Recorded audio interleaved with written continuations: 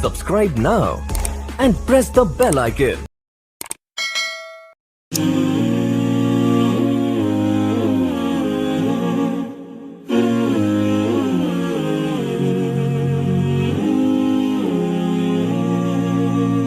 बिस्मिल्लाहिर्रहमानिर्रहीम।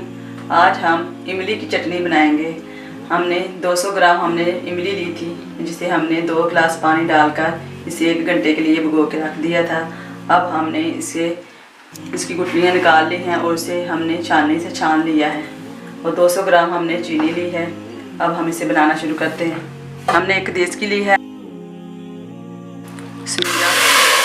ये हम डालेंगे जो हमने इमली का पानी निकाल के रखा है।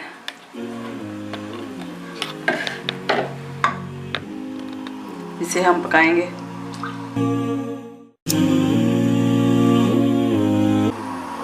इसमें हमने 1 चम्मच सुरख मिर्च पाउडर लिया है, आधा चम्मच हमने काली मिर्च पाउडर लिया है, आधा चम्मच हमने काला नमक लिया है।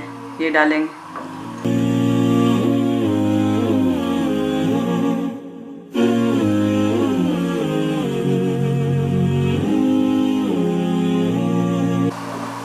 हमने 200 ग्राम इमली ली थी और 200 ग्राम ही हमने चीनी ली है। अब अगर आप इसमें गुड़ डालना चाहें तो गुड़ डाल सकते हैं, मैं चीनी डाल रही हूँ। अब हम इसे तकरीबन 10 मिनट तक पकाएंगे, इसे गाढ़ा होने तक।